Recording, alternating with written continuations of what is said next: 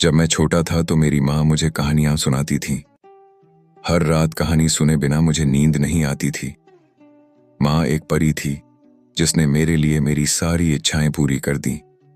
अगर मुझे कुछ भी चाहिए होता तो मैं अपनी माँ से कहता और फिर माँ पिताजी के पास मेरी गुहार लेकर जाती। इसके बाद 2-3 दिन तक इस मामले पर चर्चा करने के बाद आखिरकार मेरी मांग पूरी हो गई। मेरे लिए मेरे पिता हिंदी फिल्म के खलनायक से भी ज्यादा खतरनाक थे।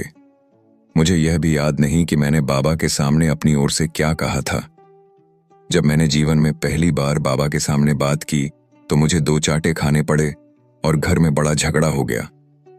रिश्तों में मनमुटाव और युवावस्था में अहंकार और साहस, यह मेरे घर से भागने के मुख्य कारण थे।